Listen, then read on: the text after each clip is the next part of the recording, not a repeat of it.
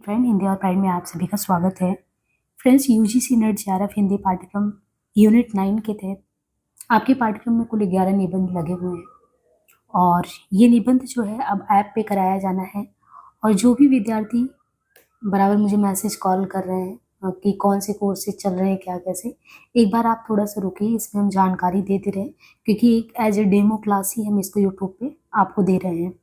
तो यदि आप देखिए तो इसके पहले भी हमने क्लास निबंध का कराया है, लेकिन आप ये देखेंगे कि ऐप पे कैसे पढ़ाया जा रहा है और यूट्यूब पे एक सीमा होती है पढ़ाने की। नोट्स और सारी चीज़ें वहाँ पे उस तरीके से रिवील नहीं कर सकते और बाकी लोग पैसे दे के नोट्स लेना चाहते थे, तो वो मेरे सिद्धांत के खिलाफ था। उसके अनुसार अगर देखें कि ये जो है आपके मिनिमम कॉस्ट में बहुत अच्छे से चीज़ों को कवर किया जा रहा है, आपके लिए ही है। और इसमें एक बार हम आपको जानकारी दे दें कि आपके पाठ्यक्रम में देखें तो ये क्रम से ये इतने निबंध लगे हैं। भारतवर्ष की उन्नति, दिल्ली दरबार दर्पण, कविता क्या है, मेरे राम का मुकुट भीग रहा है, संस्कृति और सौंदर्य, नाखून क्यों बढ़ते हैं, उत्तर फाल्गुनी के आसपास, शिव मूर्ति, शिव शंभू के चिट्ठी, मजदूरी और प्रेम, उठ जाग मुसाफिर। कुल इतने 11 निबंध लगे हैं। जो भी पाठ्यक्रम में इनरोल होंगे ये आपका है। ये 8765085310, इसमें व्हाट्सअप आप कर देंगे जो ग्रुप में। सबसे अच्छी बात ये है कि इसमें जो रविवार की चर्चा होती है, जो टॉपिक वाइज हम भले ही आपको करा रहे हैं, लेकिन हम रविवार को पर्टिकुलर एक टॉपिक आपको देते हैं कि उससे पूरा टॉपिक आपका वो क्लियर हो, इसके बाद आप सीधे एग्जाम टाइम में उसको टच कीजिए। ये मुझे बहुत अच्छा लग रहा है और जो भी विद्यार्थी हैं सक्रिय रूप से पार्टिसिपेट करें उन्हें भी ये बहुत फ्रूटफुल लग रहा है।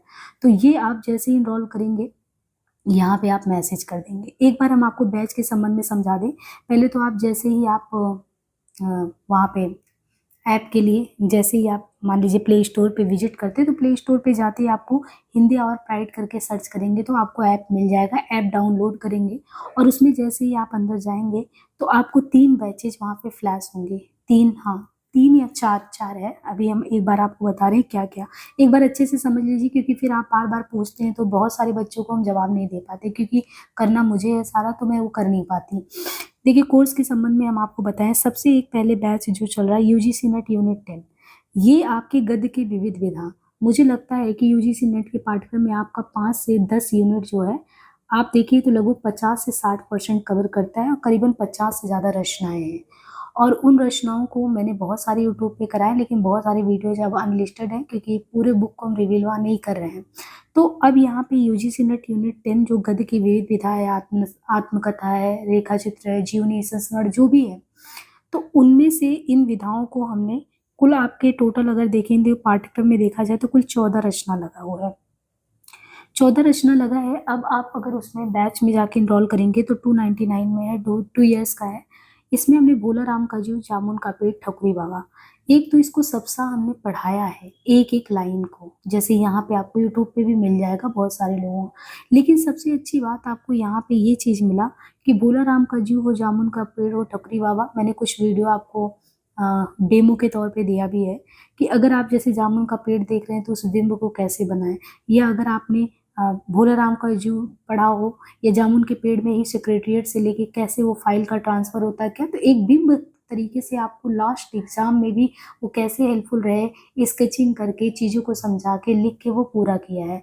एक तो वो आपका होता है, आप जब वीडियो देखते हैं, नोट्स देखते हैं, अपना पॉइंट आउट कर लेते हैं, लेकिन संडे के डिस्कशन के टॉपिक में हमने भोला राम का जू, जामुन का पेड़, ठकुरी बाबा वो करा दिया है। अब जो नए नए बच्चे इनरोल होंगे तो अभी जो जो चीज़ें हर संडे को चल रहा है, फिर ये ऐसे ही रविवार को चलता रहेगा। तो ये 3 टॉपिक तो करा दिया गया है। अब की संडे के जो टॉपिक लोगों को दिए गए हैं स्टूडेंट को, वो माटी की मूर्ति है, यानी हर स्टूडेंट को एक हफ्ता में माटी की मूर्ति कंप्लीट अपने नोट्स के साथ वहाँ पे प्रेजेंट होना है और वो हम डिस्कशन करके माटी की मूर्ति वहाँ खत्म कर देंगे। इस प्रकार अगर देखें तो 10 प्लस आप 4 रचनाएं आपका यहाँ पे खत्म हो जाएगा। टोटल 10 रचनाएं, तो आपके पास अभी 3-4 महीने बहुत अच्छे से कवर कर सकते हैं। अब जब इतना हमने किया, करीबन 6-7 मतलब 50% लगभग हम करा पा रहे हैं वहाँ पे, तो हमने दूसरा बैच जो यूजीसी नेट यूनिट 9 जो कि फ्लैश हो रहा होगा, अभी तक मैंने उसको रिवील नहीं किया था। अब ये निबंध विधा में भी आप इनरोल कर सकते हैं क्योंकि ये जो बैच है निबंध विधा वाला, 1999 में। ये भारतवर्ष की उन्नति कैसे हो, आज से ये शुरू हो जा रहा है बैच, और नेक्स्ट इसमें दिल्ली दरबार दर्पण रहेगा। यानी इस संडे को दो रचनाओं पे डिस्कस हम करेंगे। एक तो भारतवर्ष की उन्नति कैसे हो, निबंध विधा से डिस्कशन हो जाएगा, माटी की मूर्ति यहाँ से हो जाएगा। तो क्योंकि निबंध विधा में भी देखिए 11 रचना है, तो मेरा मानना है कि धीरे धीरे करके दोनों साथ में चलेंगे तो काफ़ी कुछ हो जाएगा। और रही बात यूजीसी नेट यूनिट 6, जो कि एक तरीके से देखें तो बहुत बड़ा है सिलेबस उपन्यास का। उपन्यास तो मैंने बहुत पहले करा रखा था, लेकिन यहाँ पे आपको किस तरीके से नोट्स के उसमें कराना, तो टाइम टेकिंग प्रोसेस है। थोड़ा से इसको कवर करने के बाद इतने भी 10 दिन बाद उसको हम लेके आए, तो अपकमिंग बैच होगा। तो इस तरीके से आपको यूनिट 9 और 10 तो चल रहा है, 6 वाला भी पेंडिंग है। इनके अलावा जो कॉम्बो बैच है, क्योंकि मुझे इसमें भी पढ़ाना पड़ रहा है, ये ज़्यादा हेडक है।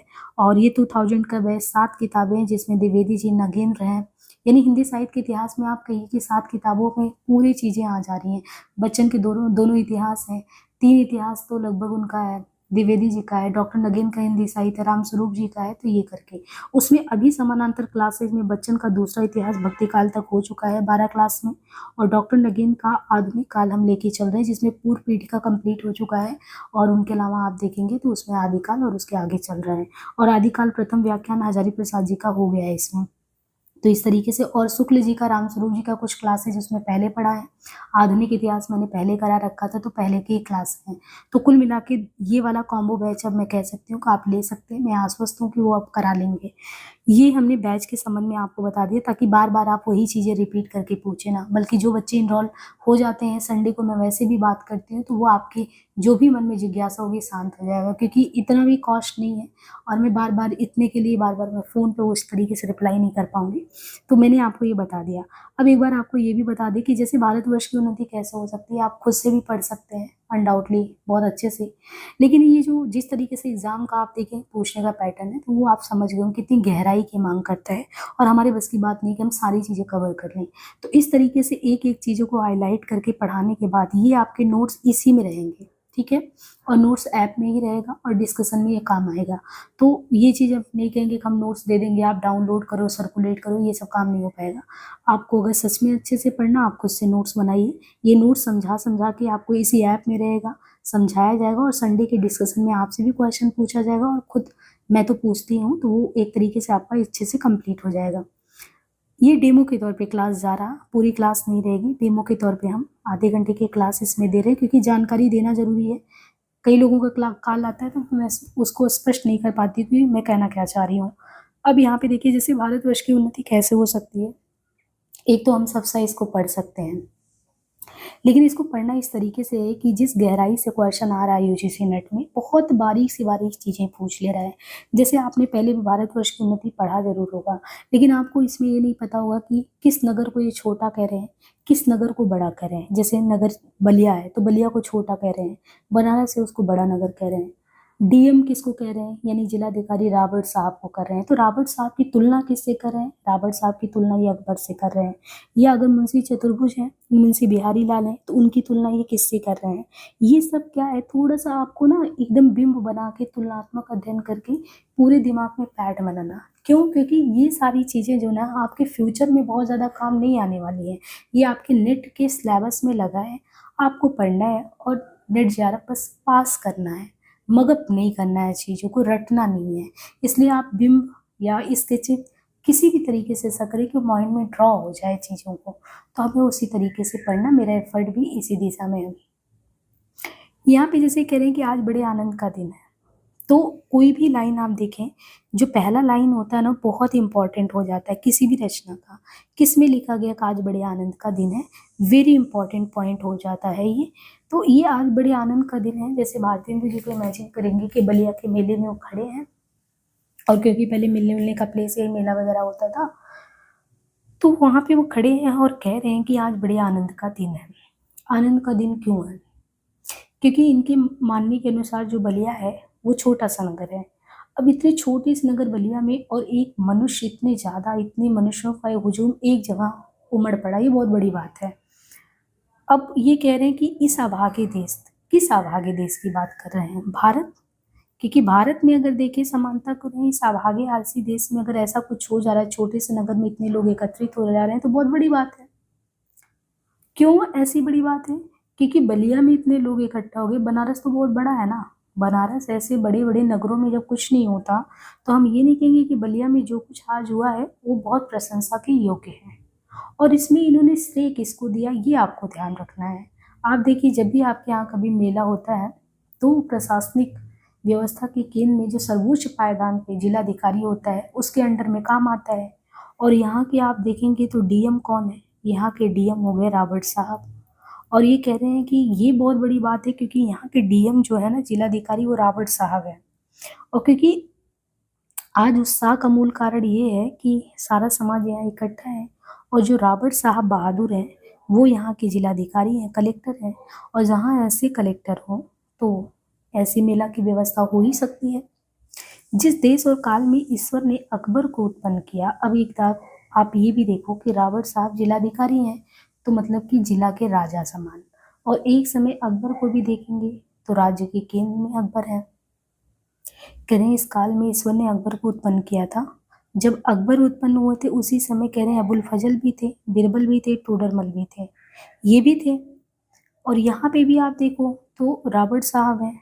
तो रावत साहब को अगर हम माने कि राजा हैं यहाँ के, जैसे एक समय अकबर थे और उनके ही समय में अगर देखें बिरबल और टोडरमल, अबुल फजल थे, तो वैसे ही यहाँ पे समझ लो कि मुंशी चतुर्भुज शाह हैं या मुंशी बिहारी लाल साहब हैं। ये इनको इन्होंने कहा कि एक लोग को मान लीजिए अबुल फजल हो गए, एक लोग मान लीजिए टोडरमल है। तो इन्होंने तुलना किया है कि अगर ये व्यवस्था जिलाधिकारी का है तो किसी समय अगर आप देखेंगे तो ऐसे ही उनके समय में भी रहा है, अकबर के समय में भी। अब इन्होंने कहा है कि हमारे जो हिंदुस्तानी लोग हैं वो तो रेल की गाड़ी है। रेल की गाड़ी की तुलना क्यों इन्होंने की थी?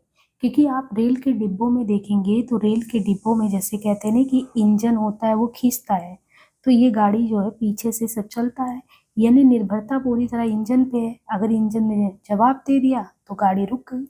बिल्कुल हमारी हिंदुस्तानी की स्थिति, यहाँ के लोगों की स्थिति वैसी ही है। तभी तो कहते हैं का चुप साधी रहा बलवाना। अगर जब तक आपको आपका बल नहीं याद दिलाया जाता कि आपके अंदर इतनी सामर्थ्य, तब तक आप काम कुछ कर ही नहीं पाएंगे।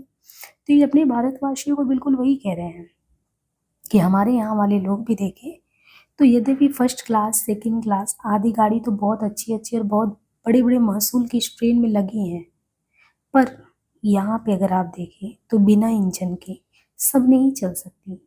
और वैसे ही बिल्कुल हिंदुस्तानी लोगों को कोई चलाने वाला हो तो ये क्या नहीं कर सकते।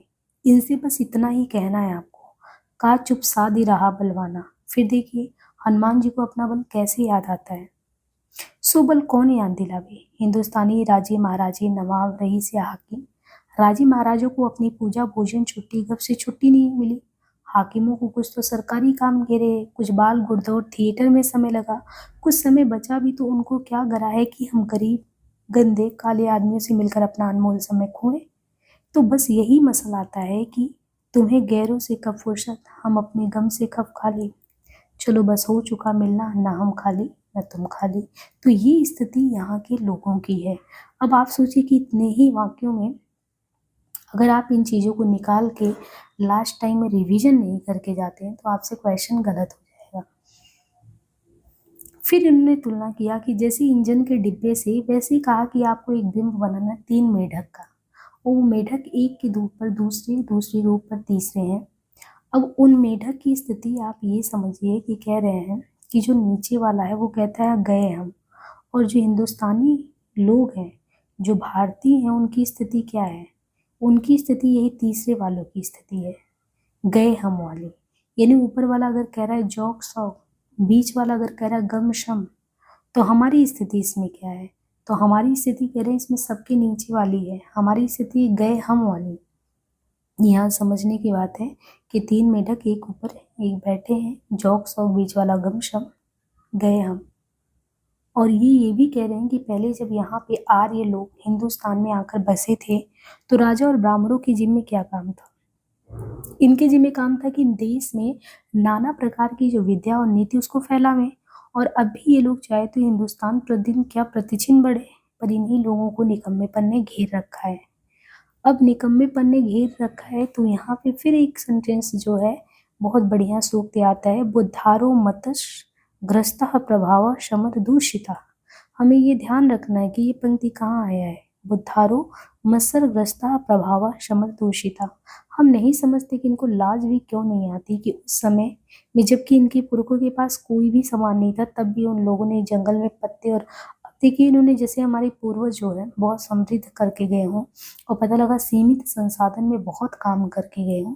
तो भारतेंदु जी वही कह रहे हैं कि देखिए एक समय था जो आपके पूर्वज थे, वो जंगल में पत्ते और मिट्टी की कुटियों में बैठकर ये लोग बांस की नालियों से तारा ग्रह आदि भेद करके उनकी गति लिखी है। वो ऐसी ही ठीक है कि 16 लाख रुपए की लागत से विलायत में जो दूरबीन बनी है, अब इन्होंने देखिए दूरबीन के लिए कितना बोला है, 16 लाख। इंपॉर्टेंट हो गया, दूरबीन कितने की बनी है, 16 लाख की, विलायत में वो भी दूरबीन बनी है। उनसे भी आप उन्हीं ग्रहों को भेद करने में भी ठीक वही गति पा रहे हैं जो उस समय जंगल में पत्ते और मिट्टी की कुटियों में बैठकर बांस की नलियों से चीजें की गई है। इसका मतलब सीमित संसाधनों में हमारे पूर्वज इतना काम कर गए और आज हम इतना आगे बढ़ चुके हैं, तब भी वो चीजें नहीं, क्योंकि आज तो हमारे पास हजारों यंत्र तैयार है। जब हम वही चीजें कर रहे हैं तो फिर उनके और मेरे में अंतर क्या, उस हिसाब से तो हम पिछड़े हुए हैं। ये समय ऐसा है कि किस चीज की दौड़ है, तो लेखक का कहना है इस समय उन्नति के मानव घुड़दौड़ है। सब चाहते ना कि हम, आप ये देखो कि हमारे यहाँ पे युद्ध छिड़ा, युद्ध के बाद एक समय ऐसी स्थिति आई, पूरे अगर ग्लोबल स्तर पे देखें, वैश्विक स्तर पे, तो कौन किस तरीके से अंतरिक्ष में भी जा रहा है। और अंतरिक्ष तो छोड़िए, जैसे अभी आप देखेंगे वैश्विक परिदृश्य में ऐसी चीजें हैं कि हमें जो भी चीजें, अगर आप मिनरल वगैरह की बात करें या कुछ भी ऐसे, तो उन चीज़ों के पीछे लोग ज़्यादा से ज़्यादा उसको संचय करने में लगे हैं, जिनसे भविष्य में उनके लिए बहुत कह सकते हैं कि और जितने भी देश हैं उनसे वो आगे बढ़े। तो ये उन्नति की घुड़दौड़ तो शुरू से चल रही है। अगर उन्नति की घुड़दौड़ है तो हमें यानी भारतवासियों को भी बढ़ना चाहिए। अब यहाँ पे कह रहे हैं अमेरिकन है, अंग्रेज है, फ्रांसिस है, तुर्की, ताजी, सब सरपट्टे दौड़े जा रहे हैं और सबके जी में यही कि पाला हम पहले चीजों को छू ले। अंतरिक्ष में भी देखिए दौड़ यही था कि कौन पहले छू ले। उस समय कह रहे हैं कि हिंदू का टियावाड़ी खाली, खड़े खड़े टाप से मिट्टी खोदते हैं। मतलब जब ये सब सरपट्टे दौड़ रहे हैं तो हम लोग क्या कर रहे हैं, खड़े खड़े टाप से मिट्टी खोद रहे हैं। इनको औरों को जाने दीजिए, अब इन लोगों को छोड़िए। यहाँ पे देखिए भारतेंदु जी कह रहे हैं सबको छोड़ो, तुम जापानी को देखो। ये वही जापानी है जिनके यहाँ पे आप देखो कि हिरोशिमा या नागासाकी, देखें बम विस्फोट हुआ, पूरा तहस नहस हो गया। इनको खड़े होने में कितना समय लगा होगा। सब कुछ जहाँ तितर बितर है, आज जापानी टट्टुओं को भी आप देखेंगे तो हाँफते हुए दौड़ते देख करके भी लाज नहीं आ रही आपको। यानी उनसे तुलना करिए कि उनकी कितनी पतित स्थिति थी, फिर भी वो इतने आत्मविश्वास और उत्साह से आगे बढ़ रहे हैं। ये समय ऐसा है कि जो भी पीछे रह जाएगा फिर कोटि उपाय किए भी आगे नहीं बढ़ पाएगा।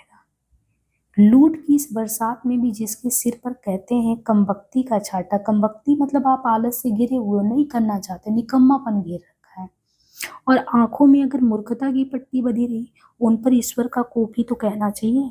तो कुल मिला के एक उद्बोधन है बलिया के मेले में भारतेंदु जी का, भारतीयों के लिए ये एक ऐसा उद्बोधन है कि आप चेतनशील होइए। सब आपके आगे पीछे आ रहे हैं, चीजें बढ़े जा रही हैं, सब कुछ है, आप वहीं की वहीं पड़े हो।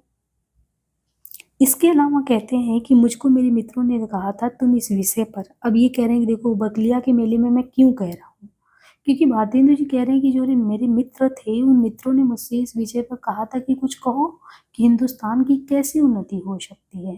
तो इसीलिए इसका नाम, निबंध का नाम है, भारतेंदु जी ने लिखा है कि भारतवर्ष की उन्नति कैसे हो सकती है। यानी भारतेंदु जी को बलिया के मेले में ये व्याख्यान देने के लिए कहा गया था कि हिंदुस्तान की कैसे उन्नति हो सकती है। भला इस विषय पर मैं और क्या कहूँ। भागवत में अब देखिए एक श्लोक का इन्होंने जिक्र किया है, वो श्लोक कहाँ से आया है इसका आपको स्रोत भी पता होना चाहिए। वो स्रोत है भागवत।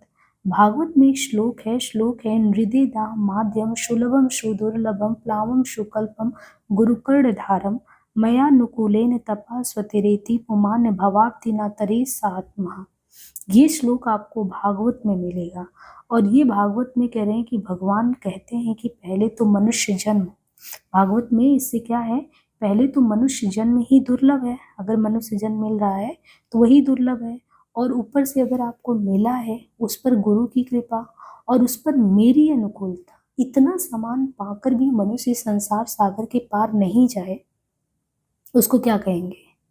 उसको कहेंगे आत्महत्यारा। इसका मतलब अगर इस तरीके से व्याख्यान भी दिया जा रहा है, हिंदुस्तानियों को ज्ञान भी दिया जा रहा है, गुरु की कृपा हो रही है, फिर भी नहीं समझ में आ रहा है, तो हिंदुस्तान की दशा तो बिल्कुल यही है ना। अंग्रेजों के राज्य में कह रहे हैं सब प्रकार का सामान। अब एक चीज है, भारतेंदु जी को जब आप पढ़ेंगे, है ना, डॉक्टर नगेंद्र का जो हम हिंदी साहित्य का इतिहास पढ़ा रहे हैं, उसमें भारतेंदु जी पे बहुत बढ़िया उनकी राष्ट्रभक्ति की बात की गई कि कैसे उनके अंदर राष्ट्रभक्ति भी था, राष्ट्रभक्ति के साथ उनके अंदर राजभक्ति भी था। तो आप ये देखिए, इन पे आरोप बराबर लगता रहा राजभक्ति पे, उस पर बहुत विस्तार से उसमें हमने बताया है।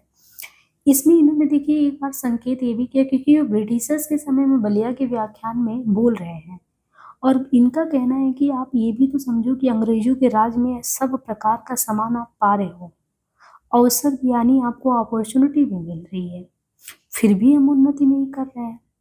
तो मतलब एक तरीके से ये राजभक्ति, विक्टोरिया की भी प्रशंसा करें, उनके राज की भी प्रशंसा कर रहे हैं, और करिए हमारे अभाग्य की बात है, और परमेश्वर का भी कोप ही है कि हम कुछ नहीं कर रहे हैं।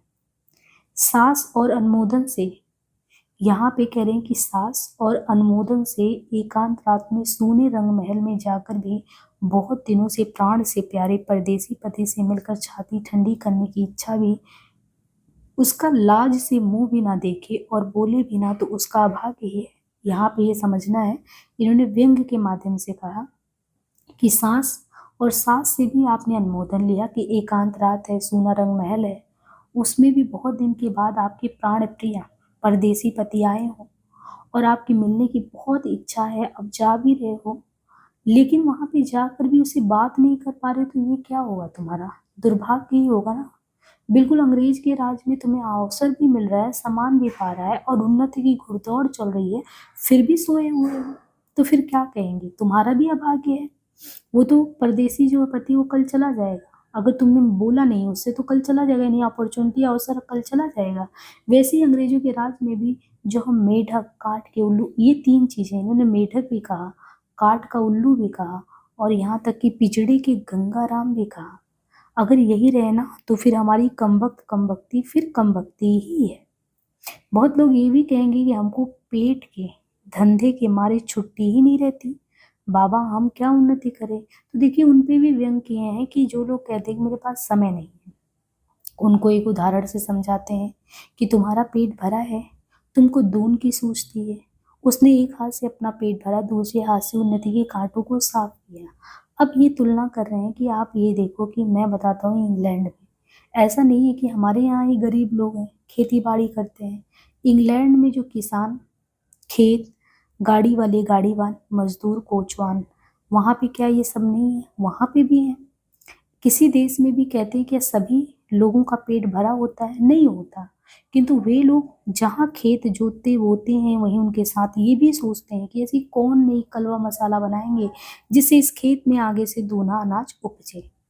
तो अब ये बता रहे हैं कि अगर तुम बहाना बनाए तो मेरा एग्जाम्पल सुनो कि जो विलायत में गाड़ी का कोचवान है, जो चाहे तो अखबार ना पढ़े, है ना, नहीं पढ़े वो, लेकिन वहाँ के लोग ऐसा नहीं करेंगे। वहाँ का कोचवान भी अखबार पढ़ता है, लेकिन वो समय अपने लिए निकालता है। कैसे?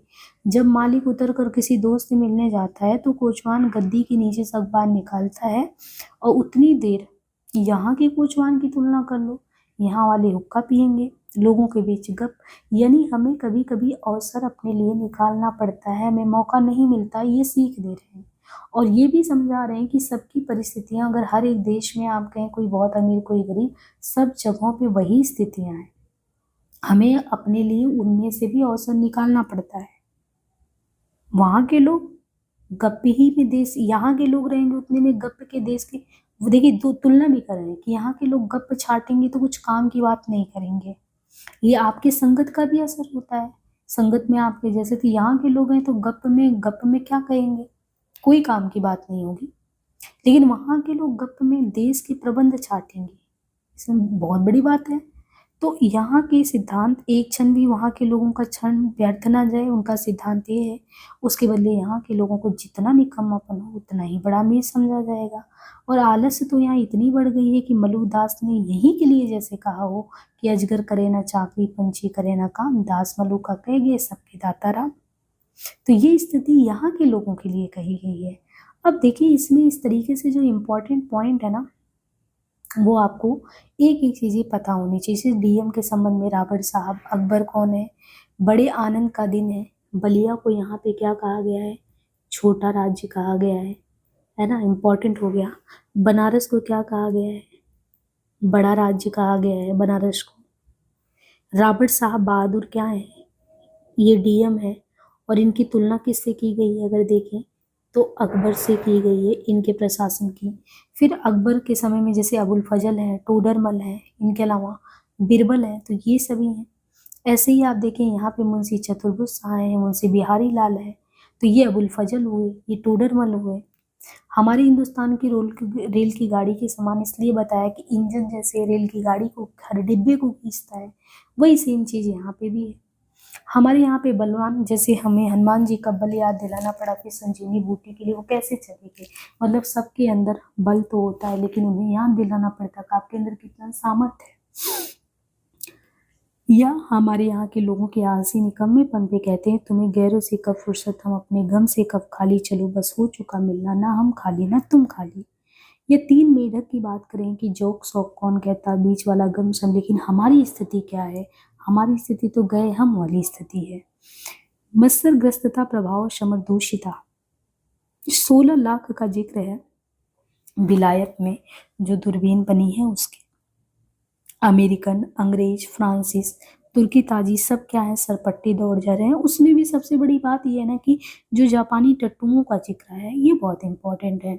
जैसे हमने बताया कि कैसे पूरा पतन हो चुका था, फिर खड़ा होना और उतने आत्मविश्वास के साथ जापान बढ़ भी रहा है, तो ये बहुत सोचने वाली बात है। आप देखो निबंध क्या होता है ना, निबंध विचारों का आप कह सकते संगुम्फन है। आप एक एक चीज तोड़ेंगे और जोड़ेंगे तो ऐसा लगेगा कि वो कई विषय से जुड़ा है।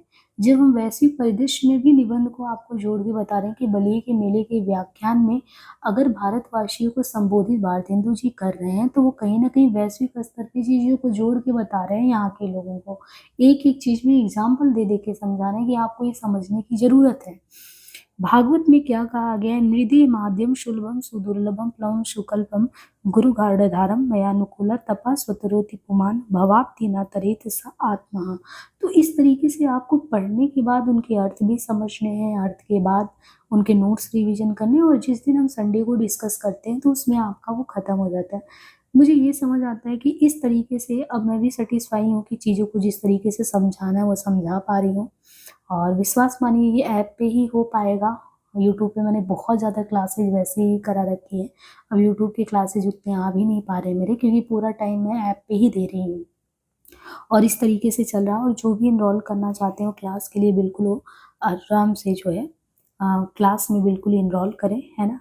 और यहाँ पे देखें तो ये सारी चीज़ें, अब यहाँ पे देखिए मैं इसको आधे घंटे का ही जो है क्लास जो है यहाँ पे ये दे पा रही हूँ, ठीक है। बाकी नेक्स्ट क्लास में जो है बाकी और सारी चीज़ें कर लेंगे। इसमें और जैसे इन्होंने कहा कि चारों राह उठाकर देखिए तो बिना काम करने वालों की ही चारों ओर बढ़ती है, रोजगार कहीं कुछ भी नहीं है। अमीरों, मुशाइबों, दलालों या अमीरों के नौजवान लड़कों को खराब करना है, किसी की जमा मार लेना, इनके सिवा बतलाइए और कौन रोजगार है। अब हमारे यहाँ पे रोजगार की स्थिति की चारों राह उठाकर आप देखेंगे तो बिना काम करने वालों की ही चारों ओर बढ़ती है, रोजगार कहीं कुछ भी नहीं है। अमीर, मुशाहिद, दलाल या अमीर के नौजवान लड़कों को खराब करना है, किसी की जमा मार लेना, हमारे यहाँ काम क्या है रोजगार में। और चारों तरफ क्या करें, चारों ओर देखें तो किस चीज़ की आग लगी, दरिद्रता की। किसी ने बहुत ठीक कहा है कि दरिद्र कुटुंबी इस तरह अपनी इज्जत को बचाता फिरता जैसे लाजवंती बहू। तो यहाँ पे देखिए भी इन्होंने तुलना की है कि जैसे लाजवंती बहू अपने फटे कपड़ों में सिमटी होती है ना, बिल्कुल वही स्थिति यहाँ के लोगों की है। अंग को छिपा है, वही दशा हिंदुस्तान की। हिंदुस्तान की स्थिति की उन्होंने लाजवंती बहू जो फटे कपड़े में अपने अंग को लज्जा से छिपा रही है, वही चीजें बता रहे हैं। और कौन सी आग लगी है, दरिद्रता की आग लगी है।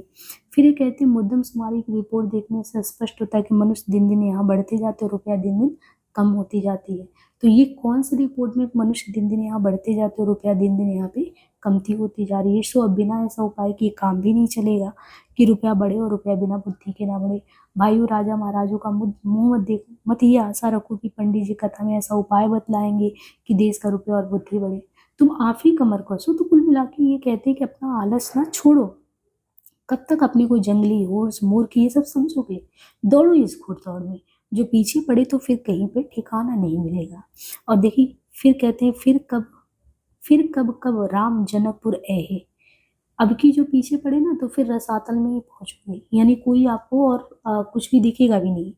अब यहाँ पे फिर इन्होंने एक एग्जाम्पल दिया, क्योंकि बहुत उदाहरण से चीजों को समझा है कि जब पृथ्वीराज को कैद करके गोरे ले गए, तो जब गोरे ले गए थे तो साबुद्दीन के भाई गयासुद्दीन से किसी ने कहा भी था कि वो सब वेदी बाढ़ बहुत अच्छा मारता है। तो एक दिन सभी नियत हुई और 7 लोहे के तवे बाढ़ से फोड़ने को रखे गए, और पृथ्वीराज को लोगों ने पहले से ही अंधा कर दिया था। संकेत ये हुआ कि जब गयासुद्दीन हूं करे तब वो तावे पर बाढ़ मारे। चंद कवि भी उनके साथ कैदी थे। ये सामान देखकर उसने दोहा पढ़ा, अब की चढ़ी कमान को जाने फिर कब चढ़े, जिन चूके चहुआज इक्के मारे इक सरा। तो ये चीजें समझ के, संकेत समझ कर गयासुद्दीन ने हूं किया तो पृथ्वीराज ने उसी को बाढ़ मार दिया। वही बात अब भी है। अब की चढ़ी इस समय में सरकार का राज पाकर और उन्नति का इतना सामान पाकर भी, देखिए फिर इन्होंने एक तरीके से राजभक्ति की बात की कि अब भी तो वही समय है और अभी भी तुम सचेत नहीं हो पा रहे हो, तो फिर समझ लो फिर तुमको ये मौका नहीं मिलने वाला है। तो अब हम नेक्स्ट पार्ट में देखेंगे और फिर डिस्कशन भी सारी चीज़ें होंगी, है ना। और बाकी हमने डेमो के तौर पे दे दिया, जिनको क्लास में इनरोल करना है बेशक वो कर सकते हैं, क्लासेस चल रही है। धन्यवाद।